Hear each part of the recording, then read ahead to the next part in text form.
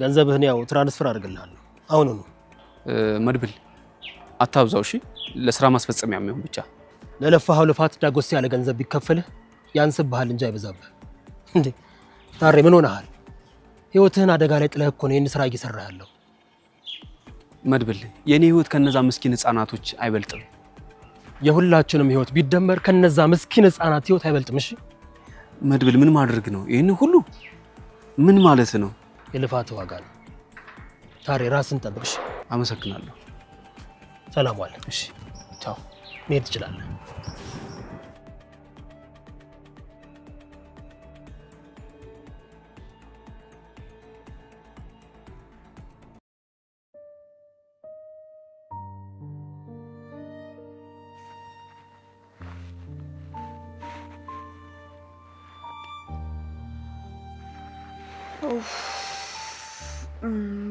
ቆይ ምንድነው ነገሩ ገና ለገና አንድ ጎረምሳ ውጭ አመሸ ተብሎ ይሄ ሁሉ ሰው በራማ ማለቀለበት እንዴ አቅርቡትና እንብላ እንጂ አለም በእናትሽ ከምግብ ውጭ እስኪ ስለሌላ ነገር አስቢ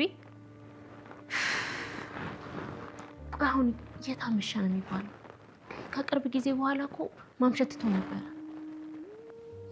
እኔ እኮ የገረመኝ ቆይ በስንት ጊዜው ቆይ እንዴት እንደዚህ ያመሸ እንዴ ምንድነው እሱ ቆይ እሱ ወንድ አይደል እንዴ እኔ ከጓደኞቹ ጋር አንድ ሁለት እያለ ሊሆን ይችላል አረ እባክሽ እሱ ሲጀመር አንድ ሁለት ማለት ቢፈልግ እንኳን ውጭ ሳይሆን እዚህ ቤት አምጥቶ ነው የሚጠጣው አቤት ቆይ አንቺ ምን ቤት ነሽ ሲጀመር አንቺ ጎረቤት ነሽ አይደል ነው ወይስ ያ መድብል ከሚባለው ሰውዬ ጋር ነገር አላችሁ አረ በእናትሽ ዝጊ ምን ትመስላለች እባካችሁ ሌላ ችግር አትፍጠሩ ዛሬ ተዋውቃችሁ ዛሬ ልትጣሉ ነው እንዴ ዳጣዬ አይዞሽ እሺ በለው ተይ እንጂ አንቺ ደግሞ ለሷ ማድላትሽ ነው አለም ልቤን አታድክሚው ምን ሆነሻል እጭ አንቺ ደግሞ የኔ ብቻ ነው እንደሚታዩሽ እነሱ አይታዩሽም እንዴ ራስ ነው አይደለም የምትፈልጊው ይሄው ቀርቦልሻል ለራስሽ የምትፈልጊው ያክል አንሽናቢ እውነትሽ ነው እንደዛ ይሻላል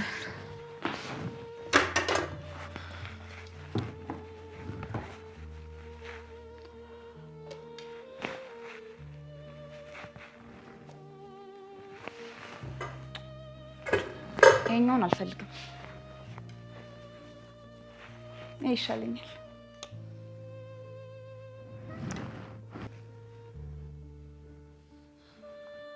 ቅድስትዬ ግን የእውነት እህትሽ ናት ተመልካቹ መመሳሰል ውጭ እኮ ጭራሽ በጸባይ በባህሪ እኮ በምንም አትመሳሰሉ አንቺ አፍሽን ዝጊ በጥፊ እንዳላላጋሽ አንቺና ዳጣ የመድብል ነገር ትንሽ ግራ ገባኝ እኮ ቆይ የሚሄድበት የምታውቂው ቦታ አለ እንዴ አሮፍ እኔ ምንም አላውቅም አባ አይዞሽ መድብል ይመጣል እሺ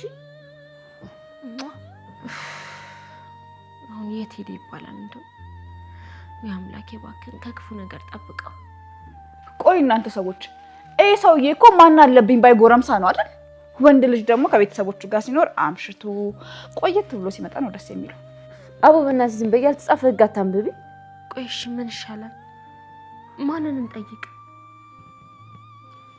እንዴ ምን ትዝ ያለሽ ነገር አለ ቀን የሆነ ነገር ብሎኝ በጣም ፈርቼ ነበር ምን ብሎሽ እሱ ግን ስቀልድ ነው ምናምን ብሎኛል ግን ቅድስቴ አሁን ሳስበው እንደዛ አይመስለኝም ዳጣ ምንድነው የምታውቂው ነገር ንገሪኝ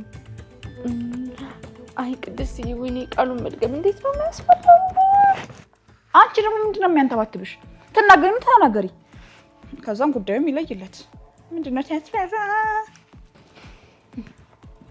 ቅድስቴ ቃል ማለት ነው መድብል ሰው ግደል ያለኝ ነው ደምደም እየሸተተኝ ነው ሲል ነበር ሶና ተላማሪ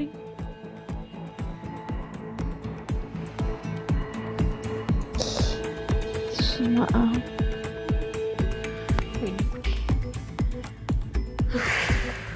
አይነትን ደግሞ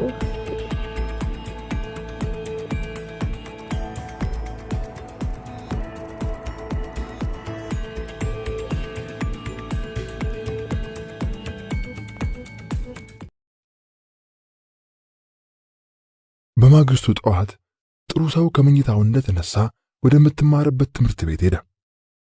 ለረጅም ሰዓታት ቢጠባበቅም የሺህ አረጊቱ የአይኑ ረሃብ እንደሆነች ቀረች። ተመልሶ በእግሩ እየተጓዘ ከዚህ ቀደም ሄደውበት ወደ ነበረው 70 ደረጃ ሄደ።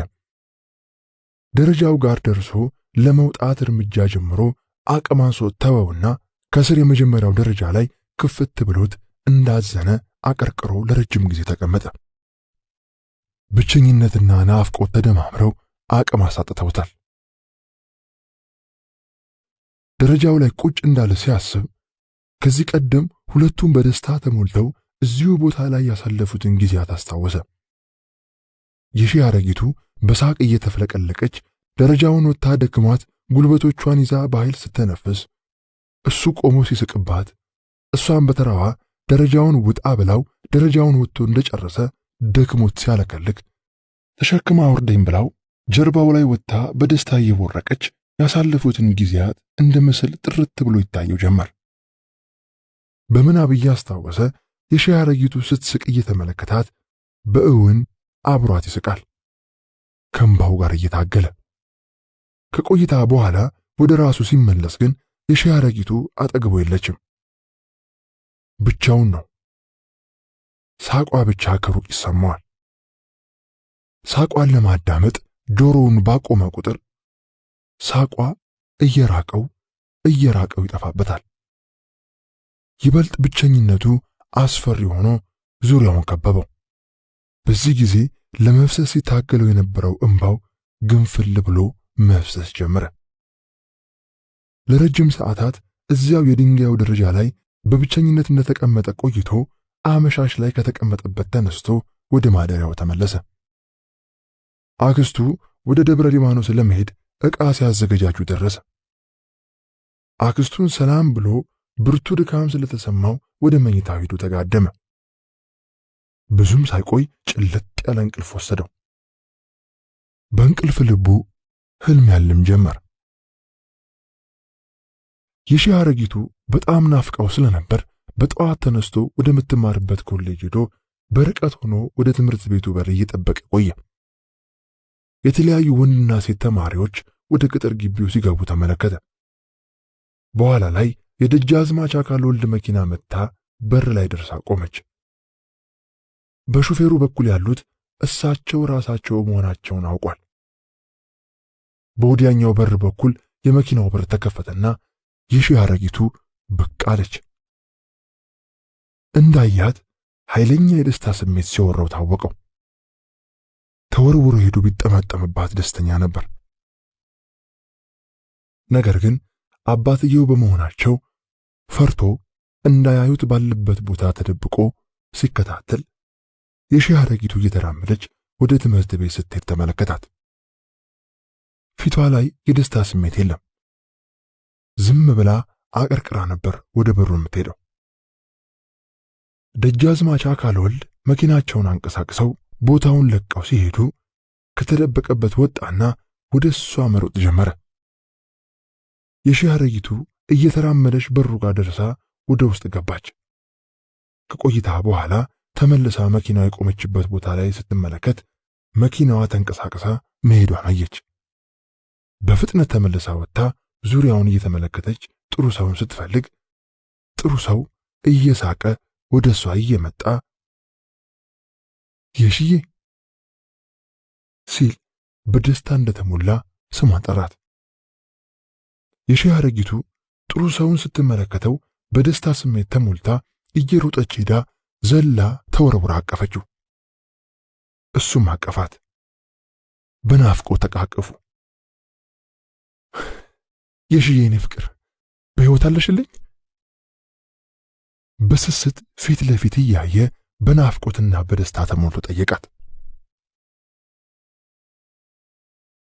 ደህና ነኝ ጥሩዬ፣ አንተ በሕይወት አለህ?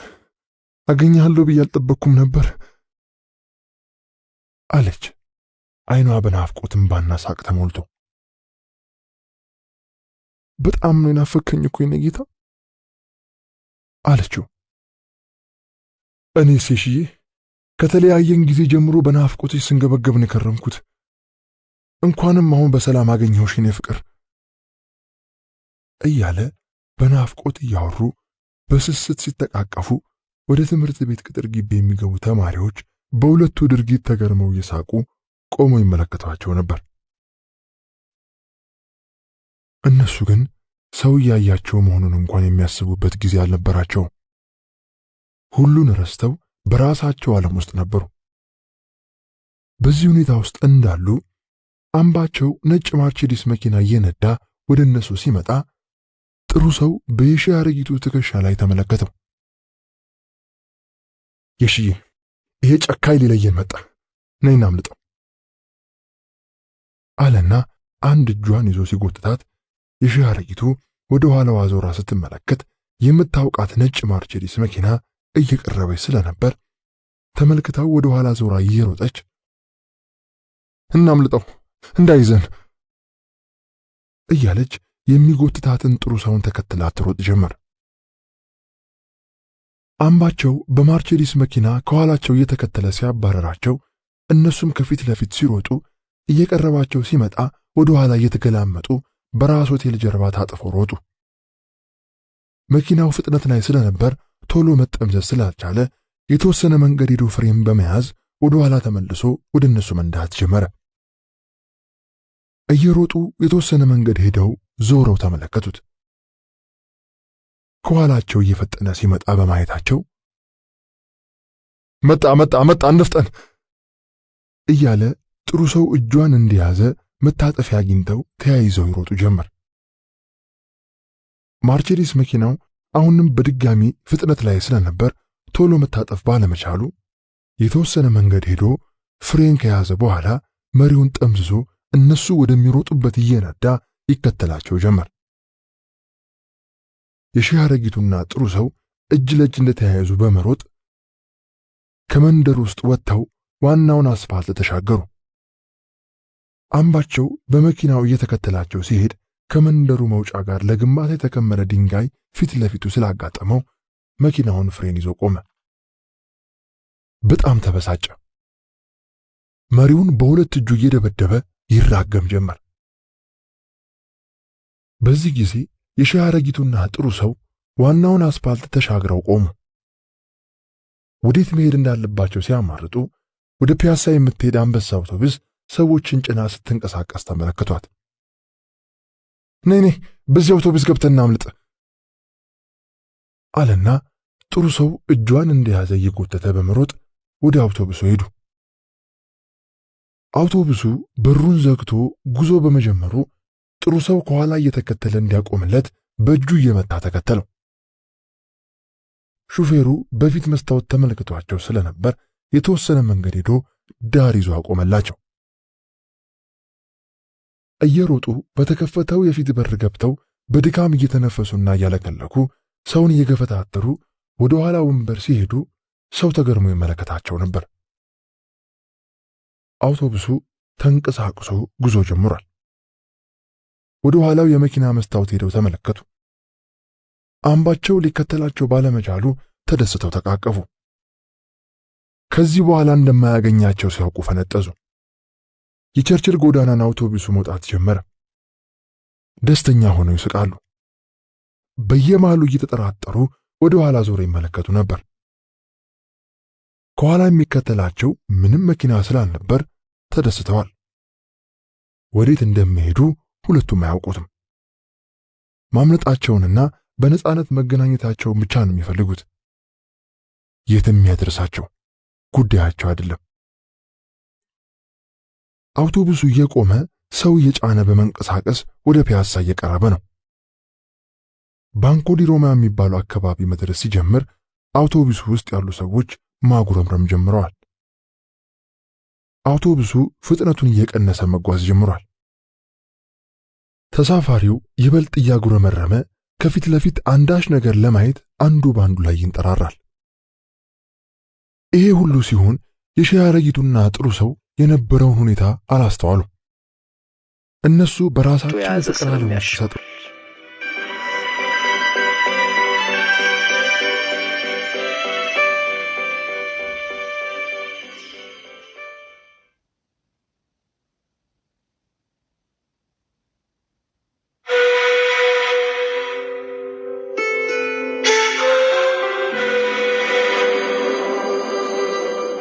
የባግዳዱ ነብይና ፍቅር ሲዝም። ከመቶዎች ዓመታት በፊት ባግዳድ ውስጥ የሆነ ታሪክ ነው። አንዱ ድንገት ተነሳና ነብይ ነኝ አለ። በእስልምና ደግሞ የመጨረሻው ነብዩ መሐመድ ናቸው። ስለዚህ እንደዚህ አይነት ነገር አይቻልም። ስለዚህ ሰውየውን ይሄን ነገርህን ተው አሉት። ሰውየው ግን እንዴት ብዬ ተወዋለሁ? ከጌታዬ እኮ ተልኬ ነው ወድጄ መሰላችሁ ይል ጀመር። ወደ ወህኒ ወረወሩት። ምንም አልመሰለውም። ትንሽ ቆይቶ ተፈታ። ሌላ ሀገር ሄዶ ሲሰብክ ደግሞ ፈነከቱት። ወይ ፍንክች! እንደገና አስረው ገረፉት። ነቢያት እንደሆነ መገረፍ መገደልጣችን ነው። ይሄ ግርፊያችሁ እንደውም ነብይነቴን ያረጋግጠልኝ አላቸው ገራፊዎቹን። እንዴት ነው ያው ፈፌ ነብይ ነኝ የሚለውን አላቆመም ሲል መልእክተኛ ላከ ሱልጣኑ። አራሱ ጭራሽ መገረፌና መደብደቤ ነብይነቴን አረጋግጦልኛል የሚለው ሲሉ መለሱ አሳሪዎቹ። ራሱ ሱልጣኑ ነብይ ነኝ ባዩ ሊያነጋግረው ወደ እስር ቤት መጣ። ይሄን ነብይ ነኝ የምትለውን ነገር ካልተውክ የስካሁኑን ድብደባ አርሳው የባሰ ነው የሚጠብቀ አስጠነቀቀ ሱልጣኑ። ይሄማ የምጠብቀው ነው፣ የፈለከውን ልታደርግ ትችላለህ። ይሄማ የነቢያት ዕጣ እኮ ነው፣ መደብደብ ዕጣችን ነው። ይሄኔ ጥግ ላይ ተቀምጦ የነበረ አንድ አይምሮ መምተኛ ከት ብሎ ስቆ ሱልጣን ሆይ እንዳታምነው፣ የለየለት ቀጣፊ ነው፣ ፈጽሞ ነብይ አይደለም አለ። እኮ እንዴት አወክ? ጠየቀ ሱልጣኑ። እንዴ ሱልጣን ሆይ አታውቅም እንዴ? እኔ እኮ እግዚአብሔር ነኝ፣ ጨርሶ ይህን ሰው ያላኩትም ጨርሶ።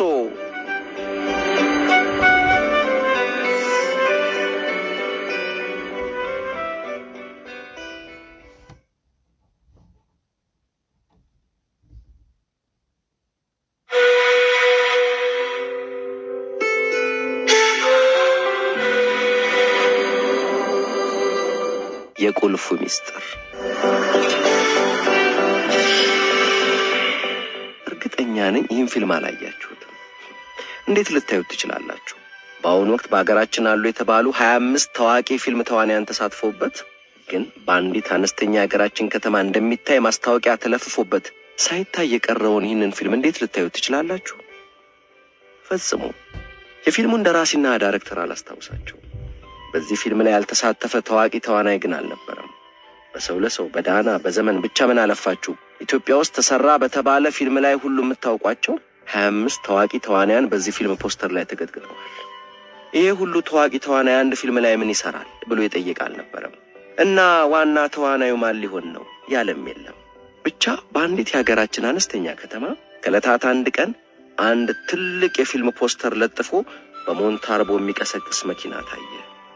የፊልሙ ርዕስ ፖስተሩ ላይ በትልቁ ተጽፏል። ህዝቡን ግን የመሰጠው የቁልፉ ሚስጥር የሚለው የፊልሙ ርዕስ አልነበረም። ይልቁንም በፊልሙ ፖስተር ላይ ያያቸው 25 ታዋቂ ተዋናያን ጉዳይ ነበር ረፍት የነሳው። እንዴት ያለ ምርጥ ፊልም ይሆን አለ ህዝቡ። በፊልሙ ፖስተር ላይ በሀገራችን አሉ የተባሉ 25 ታዋቂ ተዋናያን ምስል አንዱ በሌላው ላይ ተደራርቦ ተገድግዷል። ሰለሞን ቦጋለ አልቀረ፣ ሰላም ተስፋዬ በሉ፣ ሀረጎይና ሰፋ፣ ከሷ ጀርባ ደግሞ ማንዴላ፣ ከሱ ጎን ደግሞ ግሩም ዘነበ። በቃ ምን አለፋችሁ የቀረ ታዋቂ ተዋናይ የለም ስላችሁ። በዛ ላይ ደግሞ የሞንታርቦ ቅስቀሳ። በቴሌቪዥንና በፊልም የሚያውቃቸውን የሀገሪቱን ምርጥ ተዋናያን አንድ ላይ በአንድ ፖስተር ያየው የትንሿ ከተማ ህዝብ በስሜት አበደ። የፊልሙ መግቢያ ትኬት በሰልፍ ተቸበቸበ። ላትርፍ ያለው በ100 ብር የገዛውን ትኬት በ500 ብር ሸጠው። የከተማዋ ትልቁ አዳራሽ ካፍ እስከ ገደፉ ሞላ። መዝጋቢ ጠፍቶ እንጂ በአንድ አዳራሽ ውስጥ ይህን ያክል ሰው ሲታጨቅ ሪከርድ ሰብሮም ይሆናል። የ3-4 ሰው ሸክም አልችል ያሉ የአዳራሽ ወንበሮች ተሰባብረው አለቁ። ከቤተሰብ አባል የቀረ የለም። አባት ልጁን እንቆቆ አድርጎ፣ እናት ሴት ልጇን አዝላ፣ ቤት የተተው አያቶች ህመም ያልጋ ቁራኛ ያደረጋቸው ምነው ፈጣሪ ሆይ ይህንን እድል ትነሳን እያሉ የመግቢያ ትኬት ያለቀባቸውና ገንዘብ አጥተው ወደ አዳራሹ መግባት ያልቻሉ በአዳራሹ ዙሪያ በንዴት እየተንጎራደዱ በቅናት እየተንጨረጨሩ። ፊልሙ ይጀመራል የተባለው ከምሽቱ 1 ሰዓት ላይ ነበር። ቢሆንም መቼም ያበሻ ነገር ነው በሚል አዳራሹን የሞላው ህዝብ ለሁለት ሩብ ጉዳይ ድረስ አንዳችም ድምፅ አላሰማም ነበር። እንዴ ፊልሙ እኮ ምርጥ ነው፣ ደግሞ ሲዲውም ቢላቸው ይችላል፣ ፕሮጀክተሩስ ቢሆን ደግሞ ሰው ሞልቶ እስኪገባ። ግን ደግሞ እኮ አዳራሹ ሞልቷል። ቢሆንም ሰው ታግሶ መጠበቅ ጀመረ። 2 ሰዓት ሲሆን ግን ጉምጉምታ ተጀመረ። ሄይ ፊልሙን ጀምሩት እንጂ። ፉጨት፣ መልስ የለም። ሰው ሲያጨበጭብ ሲያፏጭ 2 ሰዓት ተኩል ሆነ። ይሄኔ የህዝቡን ንዴት ጣሪያ ነካ። ፊት የተቀመጡት ሰዎች መድረኩ ላይ ወጥተው ቢያዩ ምንም የለም። ምንም። እንዴት ነው ነገሩ? ከአዳራሹ ጀርባ ያሉት አየር እንውሰድ ብለው ከኋላ ያለውን በር ለመክፈት ሲሞክሩ ተቆልፏል። እሺ ፊልሙስ ሲቅር ብሩም ይቅለጥ፣ ግን ሰው ቤት በኩል ይውጣ። የአዳራሹ ሁሉም በሮች ተዘግተው ከውጭ ተቆልፈዋል። ፊልሙን እናሳያለን ያሉት ሰዎች ብሩን ሰብስበው ጠፍተዋል። አዳራሹን የሞላው የሚጢጥየዋ ከተማ ህዝብ ተባብሮ የተቆለፉትን በሮች ሰባብሮ ወጣ። እናም ታሪኩን የነገረኝ እዛች ከተማ ውስጥ ባለ ዩኒቨርሲቲ የሚያስተምረው ጓደኛዬ እንዳለኝ ህዝቡ በመጭበርበሩ በንዴት ጦፎ የተቆለፈውን የአዳራሹን ዋናውን በር ሰብሮ ሲወጣ ፊት ለፊት የዛፉን ግድግዳ ተደግፎ የተቀመጠው የፊልሙ ርዕስ አይኑ ላይ ፈነዳ። የቁልፉ ሚስጥር።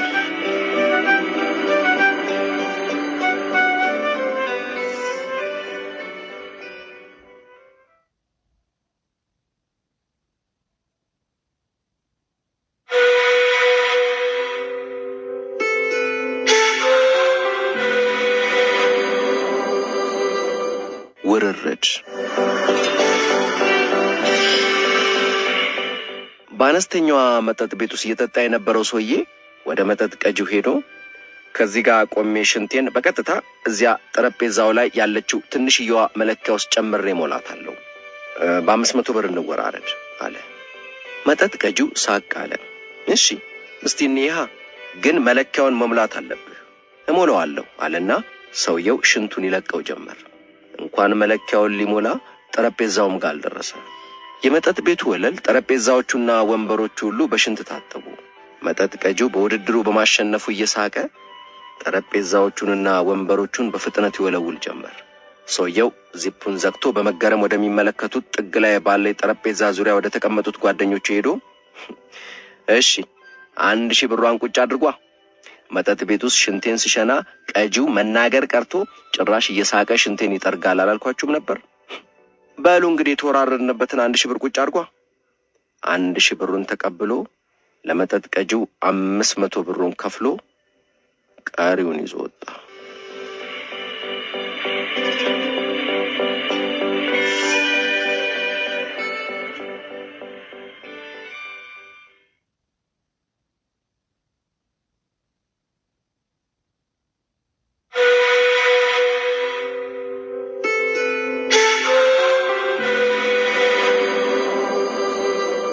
የሱሜሩ ተራራ።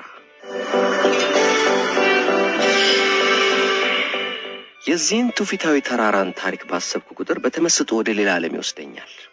የትውፊታዊ ተራራው ታሪክ ለሰው ልጅ መንፈስ የሚያስተላልፈው መልእክት የተራራውን ያክል ባይገዝፍ ነው። እናም ደግሞ ሁሌም ቢሆን የዚህን ትውፊታዊ ተራራ ታሪክ በሂሳብ መጽሐፍት ውስጥ ማየት እሻለሁ። ለነገሩ የሂሳብ ምናባዊነትና ትውፊት እኮ ከአንድ ምንጭ ነው የሚቀዱት። ስለ የትየለሌ ኢንፊኒቲ የሚገልጽ የሂሳብ መጽሐፍ ምዕራፍ መግቢያ ላይ የዚህ ትውፊታዊ ተራራ ታሪክ ቢኖር አቤት ተሜ እንዴት ይጠቀም፣ አቤት እንዴት ይመሰጥ። በተለይ እኔ ብጤው ጨርቁን ሳይጥል ይቀራል። ለማንኛውም አሁን ወደ ታሪኩ ማለቴ ወደ ትውፊቱ። ለነገሩ እኮ ከእውኑ ታሪክ ይልቅ ትውፊቱ ረቂቁን እውነት በምሳሌ ፍንትው ለማድረግ ማን ችሎት? የሱሜሩ ተራራ በመንግስተ ሰማያት ውስጥ የሚገኝ ትውፊታዊ ተራራ ነው። ተራራው ሙሉ ለሙሉ ወርቅ ነው። ታላቁ የሂማሊያ ተራራ ከዚህ ተራራ ጋር ፈጽሞ አይወዳደርም። የሱሜሩ ተራራ ሂማሊያን ከሚሊዮን እጥፍ በላይ ይበልጠዋል። እናም ደግሞ ሙሉ ለሙሉ ወርቅ ሆኖ በመንግስተ ሰማያት ከአድማስ አድማስ ተገድግዷል። የሱሜሩ ተራራ ትውፊት ከጀርባው ታላቅ እውነት በመያዙ ህንድ ውስጥ የበቀሉት ሶስቱም ታላላቅ ሃይማኖቶች ሂንዱይዝም፣ ቡዲዝም እና ጄኒዝም በጋራ ተቀብለውታል። ሶስቱ ሃይማኖቶች በጣም ብዙ የሚለያዩባቸው ነገሮች ቢኖሩም የዚህ ተራራ ትውፊት ግን ከኋላው ታላቅ እውነት አዝሏልና ሁሉም ሊጋሩት ግድ ብሏል። ትውፊቱ እንደሚለው የሱሜሩ ተራራ አንድ ዋነኛ ጥቅም አለው። መላው ዓለምን ያስገበረ ንጉሠ ነገሥት ሞቶ መንግስተ ሰማያት ሲገባ ስሙን እዚያ ተራራ ላይ በክብር ያሰፍራል። ስሙን ጽፎ ይፈርማል። መላው ዓለምን የሚያስገብር ታላቅ ንጉሠ ነገሥት ደግሞ ከስንት አንዴ ነው የሚመጣው። በሺህ ዓመታት ውስጥ ምናልባትም አንዴ ቢመጣ ነው። እንዲህ አይነት ታላቅ ንጉሠ ነገሥት በህንድና አካባቢው ህዝቦች ዘንድ ቻክራቫርቲን ነው የሚሰኘው። ቻክራ ማለት የሰረገላ ጎማ እንደማለት ነው። የስያሜው ስረ መሰረት ወዲህ ነው። በጥንታዊት ህንድና በአካባቢው አንድ ልማድ ነበር። አንድ ንጉሥ ከሌሎቹ እየጠነከረ የአካባቢውን ግዛቶች እያስከበረ ሲመጣ አቅማቸው የደከመውንም ያላግባብ እንዳያጠፋቸው በሚል ንጉሠ ነገሥቱ ወራሪ ጦር ከመላኩ በፊት በሚያማምሩና ጠንካራ ፈረሶች የሚጎተት ከወርቅ የተሰራ ሰረገላ ወደ አንዱ ንጉሥ ግዛት ይልካል። የዚህ ግዛት ንጉሥ ሰረገላው እንዲያልፍ ከፈቀደ ያለምንም ደም መፋሰስ ለንጉሠ ነገሥቱ ገብሯል ማለት ነው። ሰረገላውን አላሳልፍም ካለ ግን ናይዋጣልን ማለት ነውና ጦርነት ይካሄዳል። አላስፈላጊ መተላለቅን ለማስቀረት የተፈጠረ ዘዴ ነች። በዚህም ሳቢያ በዓለማችን የትኛውም አካባቢ ሰረገላውን ልኮ ማንም ደፍሮ የሚያስቆመው ከጠፋ ያስቆሙትንም አሸንፈው ከረታ መላውን ዓለም ያስገበረ ታላቅ ንጉሠ ነገሥት ወይም ቻክራቫርቲን ይባላል። ይህ አይነት ታላቅ ንጉሠ ነገሥት ሲሞት መንግሥተ ሰማያት ይገባና በሱሜሩ ተራራ ላይ ስሙን በክብር ያሰፍራል ይላል ትውፊቱ። እናም ትውፊቱ እንደሚለው በአንድ ወቅት መላውን ዓለም ያስገበረ አንድ ቻክራቫርቲን ብቅ አለ። ቻክራቫርቲኑ ሲሞትም በሱሜሩ ተራራ ላይ ስሙን ሊጽፍ ስለሆነ ይህን ታላቅ ክብር ሲቀዳጅ ብቻውን መሆን ስለሌለበት በመቶዎች የሚቆጠሩ ሚስቶቹና በሺዎች የሚቆጠሩ ቁባቶቹ ከበርካታ አገልጋዮቹ ጋር በመንግሥተ ሰማያት እንዲያጅቡትና ክብሩን ሲቀዳጅ አብረውት እንዲሆኑ በሚል ተገደሉ። እናም ቻክራቫርቲኑ ከነአጀቡ የመንግሥተ ሰማያት በርጋ ሲደርስ ዘበኛው ሱሜሩ ተራራ ላይ ስሙን የሚቀርጽበትን መሳሪያዎች እየሰጠው እንዲህ አለው፣ በእነዚህ መሳሪያዎች ስምን ተራራው ላይ መቅረጽ ትችላለህ፣ ግን ማንንም ሰው ወደ ተራራው ዘንድ አትውጣ። ለብቻ ሄደ ቀርጸ ተመለስ። ባይሆን ገብተ ስምን ከጻፍክ በኋላ ሚስቶችን ይዘህ ገብተ ማሳየት ትችላለህ። አሁን ግን ለብቻ ገብተ ስምን ቅረጽ። ምን ማለት ነው? አለ ቻክራቫርቲኑ። እነዚህ ሁሉ ሚስቶችና ቁባቶች እዚህ ድረስ የመጡት እኮ ይሄን ታላቅ ክብሬን እንዲመለከቱ ነው። ብቻዬን እጄ ስሜን ማስፈር ምን ዋጋ አለው? ክብሬን እንዲያዩልኝ ይፈልጋለሁ። በብዙ ሺህ ዓመታት አንዴ ከሚከሰቱ ታላላቅ ነገሥታት አንዱ ነኝ። ቻክራቫርቲን ነኝ። የታላቅነቴን ክብር ሚስቶቼና ቁባቶቼ እንዲያዩልኝ ይፈልጋለሁ፣ ባለሟሎቼም ጭምር። ዘበኛው ስቆ እንዲህ አለው፣ ይኸውልህ ምን መሰለ፣ እኔ እዚህ ጋር ዘበኛ ከሆንኩ ዘመንም የለኝ። አባቴም አያቴም ዘበኞች ነበሩ። ዘርማንዘሮቻችን ሁሉ ወደ ኋላ ብትሄድ የዚህ አካባቢ ጠባቂዎች ነበሩ። እናም እዚህ በር ላይ ዘበኛ የነበረ ሁሉ ሲሰጠው የነበረውን ምክር ነው የሰጠው። ምክሬን ከሰማ ታመሰግነኛለህ። እምቢ ካልክ ግን ችግር የለውም። ከነ ሚስቶች፣ ከነ ቁባቶች፣ ከነ ባለሟሎች መግባት ትችላለህ። ግን በኋላ እንዳታዝን፣ ይቆጫሃል። ንጉሠ ነገሥቱ ግራ ተጋባ። ቢሆንም ግን መቼም በር ጠባቂው ከኔ የተሻለ ያውቃል በሚል ለብቻው ስሙን ተራራው ላይ ለመጻፍ ወደ ተራራው ወጣ። ንጉሠ ነገሥቱ ገና ተራራው ላይ ሳይወጣ ወደ ተራራው ቀረብ ማለት ሲጀምር የዘበኛው ምክር ተገለጸለት።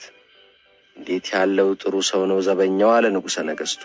ቢሆንም ግን ያየውን ማመን አልቻለም። የተራራው እያንዳንዱ የወርቅ አለት ላይ ስም ሰፍሯል። ያን የሚያክል ግዙፍ ተራራ ላይ ስሙን የሚያሰፍርበት አንዲትም ክፍት ቦታ ፈልጎ አጣ። መላው ተራራ ከሱ በፊት በነበሩ ቻክራቫርቲኖች ፊርማ ተሞልቷል። ፊርማውን ማስፈሪያ አንድም ክፍት ቦታ ሊያገኝ አልቻለም። መልእክቱ ግልጽ ነው።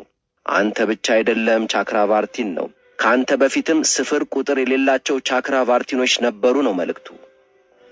ቻክራቫርቲኑ አብሮት ላለው ዘበኛው እንዲህ አለው፣ ይሄ በጣም አሳፋሪ ነው። እኔ ብቸኛው ቻክራቫርቲን ወይም ከጥቂቶቹ አንዱ ነኝ ብዬ ነበር አስብ የነበረው። ግን መላው ተራራ በፊርማ ተሞልቷል። አንዲት ቦታ እንኳን የተረፈ የለም። አንድ ነገር ማድረግ ትችላለህ አለ ዘበኛው። ከአያት ቅድመ አያቶቼ ጀምሮ ይሄን ምክር እንደሰጠን ነው። ያንዱን ስምና ፊርማ አጥፋና ስምና ፊርማን አስፍር። ይሄ ያለ ነው፣ ምንም ችግር የለውም። አባቴም አያቴም ቅድመ አያቴም ይሄን ምክር ሲሰጡን የኖሩት።